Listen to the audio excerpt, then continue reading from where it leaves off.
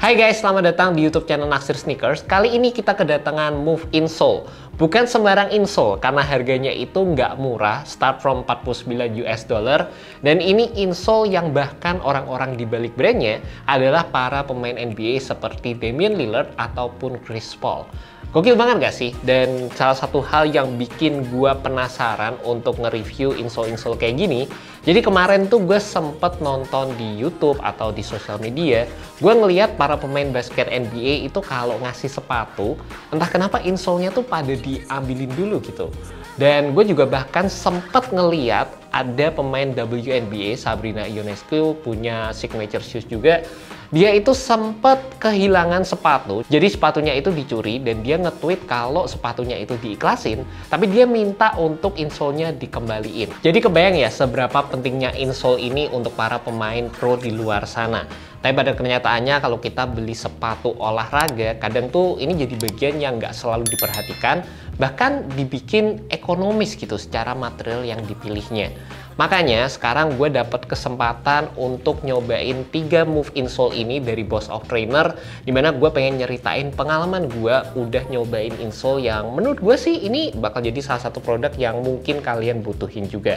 Dan secara first impression, kalau kita ngomongin secara perbedaannya, ini kalian tuh bisa lihat ini insole yang biasa tuh kayak letoy gini.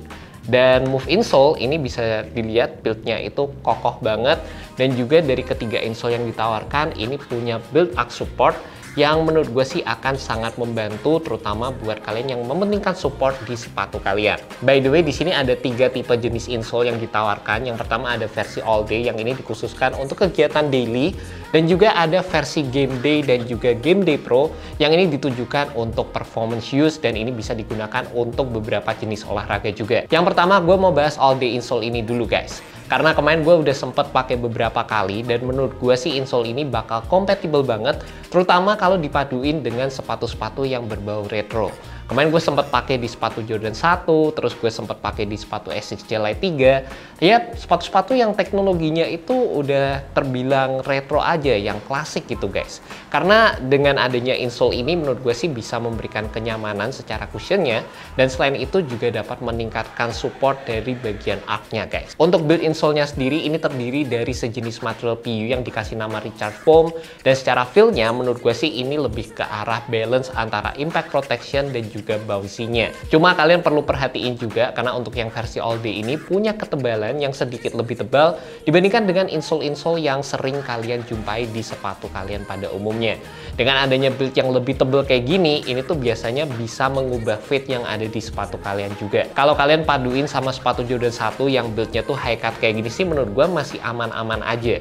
Dan kadang-kadang di sepatu yang build-nya kayak agak roomy, terus misalnya kayak ada dead space-nya, dengan adanya elevated insole ini akan sangat membantu dalam memberikan fit yang lebih snug secara keseluruhan. Makanya kemarin waktu gue paduin sama sepatu Asics ini, gue ngerasa fitnya tuh jadi kayak lebih oke secara keseluruhan gitu.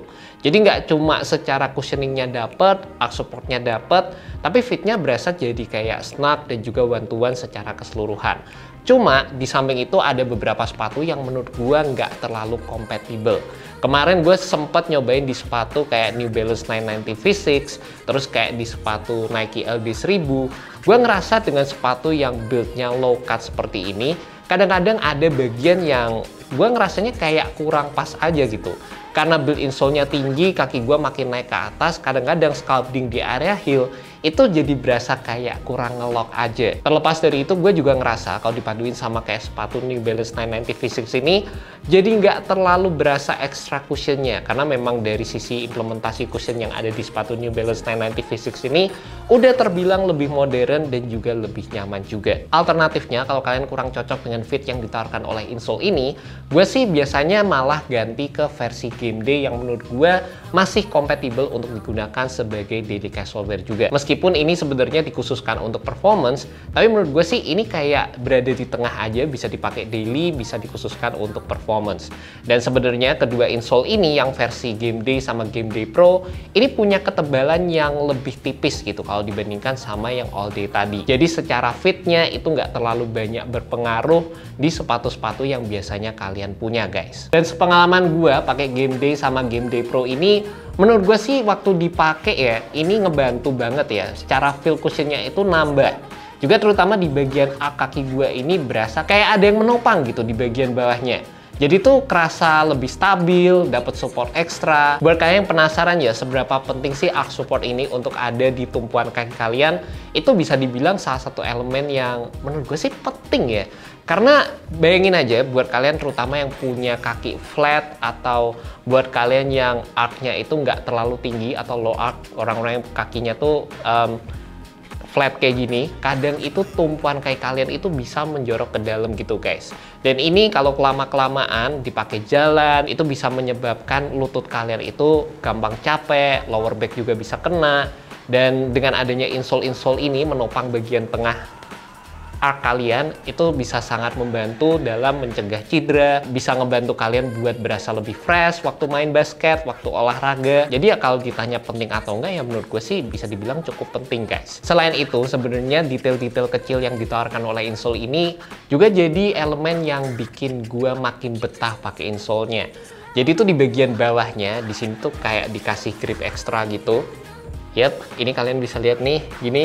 Jadi waktu kalian pakein insole ini di sepatu kalian, insole-nya tuh nggak slip-slip gitu.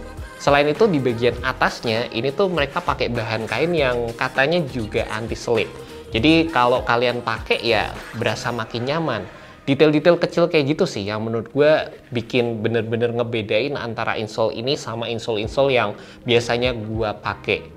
Dan kalau kalian tanya perbedaan antara yang versi Pro sama Game Day ini apa, ini dibedakan dari sisi kekokohan build yang ditawarkan sama foam yang digunakan di kedua insole ini. Untuk yang versi Game Day Pro ini, untuk bagian bawahnya, kalian bisa lihat di sini ada arch build yang ditawarkan oleh insole ini, dan ini menggunakan bahan yang terbuat dari nylon. Jadi secara kekokohannya ini bisa dibilang kokoh banget. Sedangkan untuk yang versi Game Day ini mostly terdiri dari bahan EVA. Jadi secara kekokohannya masih kokoh juga, tapi ini bisa ditwist sedikit demi sedikit kayak gini lah guys. Selain itu dari sisi foam compound-nya, meskipun kedua insole ini menggunakan dual foam, yang kalian bisa lihat dari bagian sampingnya, di sini ada layer yang berwarna putih sama yang berwarna. Untuk yang Game Day ini tuh menggunakan shock free foam dan juga DS37 energy foam yang lebih fokus dalam memberikan kenyamanan serta impact protection. Sedangkan untuk yang versi Pro ini menggunakan kombinasi antara shock free foam dan juga pulsion energy foam yang fokus buat ngasih custom feel dan sensasi yang lebih eksplosif. Secara simpelnya untuk yang versi Game Day Pro ini punya foam yang terbilang lebih dense, dan juga menurut gue sih punya foam yang terbilang lebih durable dibandingkan dengan versi yang Game Day ini. Juga kalian tuh bisa ngelihat untuk bagian arch build-nya yang versi Game Day Pro ini sedikit lebih tinggi dibandingkan dengan yang versi Game Day biasa. Dan menurut gue ya kadang-kadang waktu pakai Game Day Pro ini berasa agak berlebihan sih di bagian ininya. Cuma setelah gue nyobain kedua insole ini, kadang gue pakai sebelahan juga. Balik lagi lah ya, keduanya itu memang punya kelebihan yang berbeda dan tergantung kebutuhan lah. Kalau kalian nanya mending beli yang mana guys.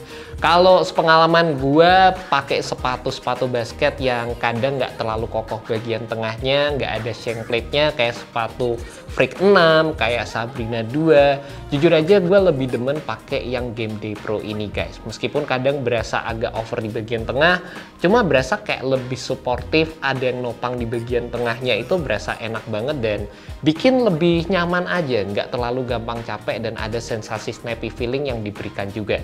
By the way, untuk yang bagian bawahnya dengan penggunaan nylon plat ini kemarin gue sempat lihat di websitenya mereka dan feel-nya itu lebih menyerupai karbon dibandingkan dengan yang ditawarkan di versi Game Day ini guys. Juga kalau misalnya gue nyobain di sepatu-sepatu yang udah kokoh secara build-nya kayak kemarin tuh di sepatu LeBron 20, terus di sepatu kayak Kobe 5, sebenarnya gue lebih prefer penggunaan Move insole yang versi Game Day ini. Selain itu balik lagi lah ya, kebutuhan orang itu beda-beda. Mungkin buat kalian para pemain basket yang lebih gede, lebih eksplosif, bakal membutuhkan support ekstra, mungkin versi Game Day Pro ini bakal lebih cocok buat kalian.